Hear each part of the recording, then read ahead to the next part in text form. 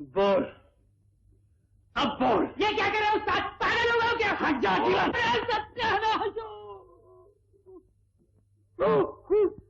तेरा खून कर दूंगा, तुझे जान से मार डालूंगा। मुझे मारना चाहता है? मार, मार बुज़दिल, मैं तेरे सामने खड़ी हूँ, मार। क्यों हाथ से रुके? औरत की कमाई पर जिंदा रहने वाले जलील कुत्ते, तू किसी का खून क्या करेगा? जिस चंपा का तू खून करना चाहता है, मैं खुद उसका खून कर चुकी हूँ। मेरे अंदर बरसों की सोई हुई औरत जाग चुकी है, मैं जाग चुकी हूँ, मेरी आत्मा जाग चुकी है। अब दुनिया की कोई ताकत मुझे नाचने गाने पर मजबूर नहीं कर सकती। तबाह हो जाओ यहाँ से, नहीं तो मैं तेरा खून कर दूंगी, मैं तेरा खून कर दूंगी। चला जा यहाँ से। अच्छी बात है, मगर याद रख, अगर मेरा नाम भी लल्लू उस्ताद है तो तुझे फिर नचवाऊंगा। कोठे पे ही नहीं, बाजार में नचवाऊंगा। जरा प्यार, तुम बताते क्यों नहीं? कैसे लगी ये चोट? रात से 50 बार पूछ चुकी है, तेरा मुंह नहीं दुखता? और तुमने क्या मुंह में दही जमा रखा है? ज्वालामुखी पहाड़ फट गया, पत्थर उड़े बड़े बड़े, एक मेरे सर में आ लगा, अब तो खुश। कहाँ है ये ज्वालामुखी पहाड़? और वहाँ क्या तुम मरने गए थे? लो फिर जवाब दो। अरे भाई वही तो है अपना कारखाना। कारखाना? कारखाने में काम करते हो तुम? नहीं नहीं, कबूतर खाने में काम करता हूँ। हाँ हाँ, बिगड़ते क्यों हो? पूछी तो रही हूँ।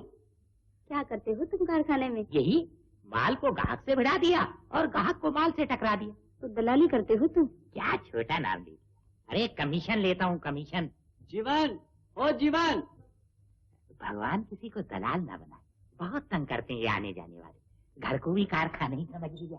जीवन, ओ जीवन।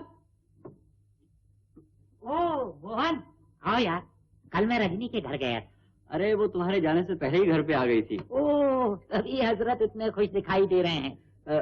और गहने भी लौटा गई। अच्छा, कहीं दिल तो नहीं ले गई? अरे ये सर में क्या हुआ? कुछ नहीं यार, अंधेरे में तुम्हारी भाभी से टक्कर हो गई। आओ ना, आओ अंदर आओ। नहीं जीवन, मैं कॉलेज जा रहा हूँ। अरे हाँ, माँ ने रजनी के बाप को बुलाया है। चाची रजनी के बाप से मिलना चाहती है? हाँ। शादी की बात करेगी? बहुत खूब राजा, मैं आज ही मिल लूंगा। पर यार उसका बाप जरा लोभी है, वो उसकी वहीं शादी करेगा जहाँ उसे कुछ। इसकी चिंता ना करो जीवन, उसका बाप जितने रुपए मांगेगा मैं दूंगा। बस तो फिर सौदा पटा पटाया है। कुछ रुपए हैं तुम्हारे पास? बुड्ढे के लिए कुछ तोहफा ले जाता। ये लो 50 हैं। लोभी इंसान ईमान को बेच दे, सगी बेटी को बेच दे। बहुत बड़ी लानत है ये लोग।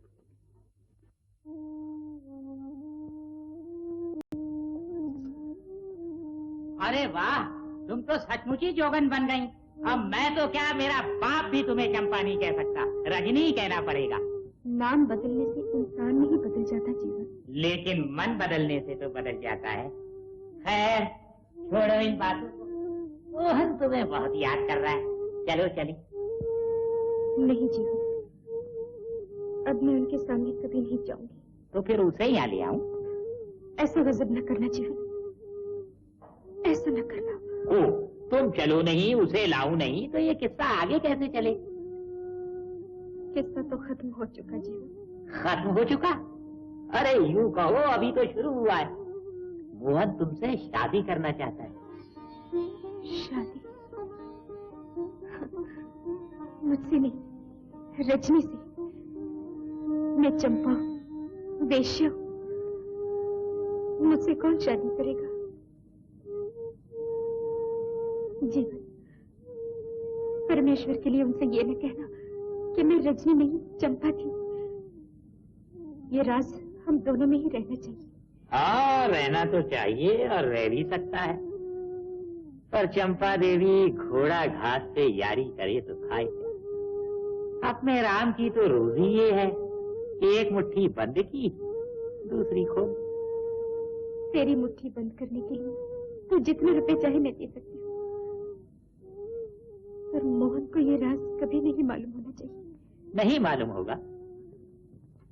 प्रेम अंधा होता है के बारे में बता रहा था। जैसा कि मैंने कहा, महाकवि शूद्रक संस्कृत के बहुत बड़े कवि थे, बहुत बड़े पोएट थे। उनका लिखा हुआ यह नाटक वसंत सेना संस्कृत का बहुत मशहूर नाटक है। इससे पहले कि मैं ये नाटक आपको पढ़ाना शुरू करूं, मैं इसके बारे में आपको कुछ बताना चाहता हूं ताकि आप लोग इसका बैकग्राउंड, इसकी एटमॉस्फेयर अच्छी तरह समझ सकें। महाकवि शूद्रक ने इस नाटक में प्रेम का सहारा लेकर राजनीति को कूट कूट कर भर दिया है। इस नाटक का हीरो है चारुदत्त और हीरोइन है वसंत सेना। नगर सेठ चारुदत्त एक बड़े गुणवान और दानी पुरुष थे। वसंत सेना एक नाचने वाली वेश्या थी और वसंत सेना चारुदत्त की सुंदरता और गुणों पर मोहित होकर उससे प्रेम करने लगी। सर, हाँ पूछे। वसंत सेना वेश्या थी? हाँ, वसंत सेना वेश्या थी और चारुदत्त गुणवान आदमी था। हाँ। क्या चारुदत्त भी वसंत सेना से प्रेम करता था? ऐसा ही लिखा है नाटक में कि चारुदत्त वसंत सेना से बहुत प्रेम करता था। क्या गुणवान आदमी भी किसी से प्रेम कर सकता है? तो क्या प्रेम करना सिर्फ मूर्खों का ही हक है? सर मेरा मतलब था गुणवान आदमी किसी वेश्या से प्रेम कर सकता है? महाकवि शूद्रक ने ऐसा ही लिखा है अपने नाटक में। सर, वेश्या से प्रेम करने वाले गुणवान आदमी को आप गुणवान कहेंगे या मूर्ख? महामूर्ख। सर, क्या वेश्या भी किसी से प्रेम कर सकती है? महाकवि शूद्रक ने वसंत सेना के प्रेम को एक आदर्श स्त्री के प्रेम के समान वर्णन किया है। एक आइडियल औरत का प्रेम बताया है उसने। सर, हम आपकी राय जानना चाहते हैं। मेरी राय में वेश्या समाज के लिए कलंक है, एक पाप है। वो आदमी से मोहब्बत नहीं करती, उसकी दौलत से मोहब्बत करती है, रुपए और पैसे से मोहब्बत करती है। मैं उम्मीद करता हूं कि आप वसंत सेना नाटक पढ़ते हुए चारुदत्त और वसंत सेना के प्रेम को ज्यादा महत्व न देकर, मेरा मतलब है इतनी इंपॉर्टेंस न देकर, महाकवि शूद्रक की भाषा और शैली, I mean language and style, इन पर ध्यान देंगे। हाँ, तो चैप्टर नंबर 1, पेज 15।